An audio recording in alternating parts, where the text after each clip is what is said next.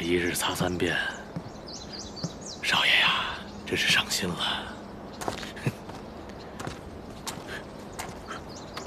荣伯，少爷，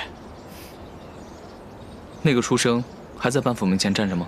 少爷，你要是不愿那书生叨扰湘军，您就跟皇上说一声，把他赶走不就得了？不着急，我倒想亲眼看看，惹上这么个麻烦，班湘军该如何应对。读书人最是麻烦，确实麻烦。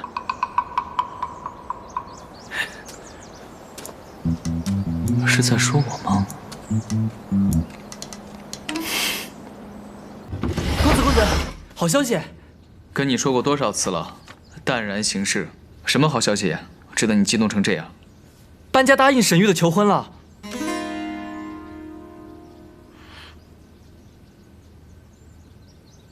好。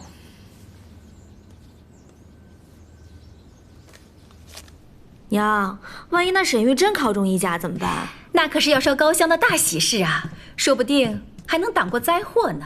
哎呀，夫人这叫一箭双雕啊！这事我不同意啊！一来我就不喜欢沈玉，二来就算搬家北抄，我自己逃跑那像话吗？哎呀，闺女，你说的很有道理呀。哎，夫人，这样吧，我去把那块玉佩要回来。花花，听娘一次啊！不要再劝我了，要我丢下全家人的性命逃跑，我班花不可能干这样的事情，我做不到。花花。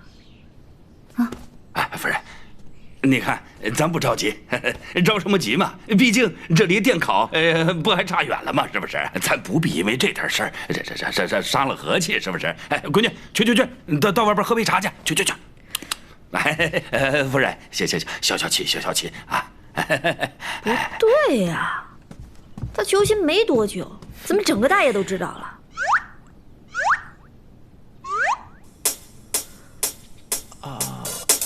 班恒，是不是你？哎，别跑！站住！姐，不是，我的姐，说，姐，我让周长香他们到处宣传沈玉跟你求亲之事，也是为了你好啊。为我好，你给我说出个道理来，我就考虑赏你一块鸡屁股。你自己想想，要是程安博知道了，他肯定会紧张。要是他一紧张，马上就会表态啊！你什么时候成他小弟了？啊？那么虚伪的人，还装逼不见我，什么人啊？不是啊，姐，除了你之外，我谁小弟都不当。依我所见，滑冰那日，程安博他肯定对你动了真心，只不过他觉得高攀不起你，所以这才称病不见的嘛。是吗？肯定是这样的。现在那个程安博，他肯定已经寝食难安，茶饭不思，马上就有所行动了。胡扯吧你！我看你就是画本看多了。姐，不是，那这个就是现在全京城最火的画板——风流郡主俏郎君。这也太露骨了吧！我收下了。我呀，研究研究去。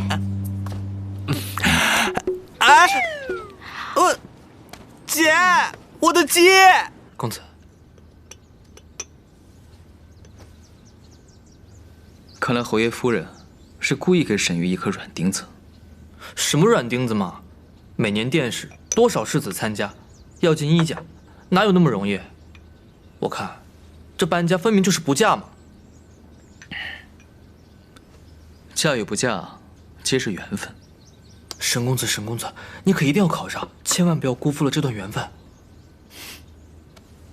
那也要等他先考上再说。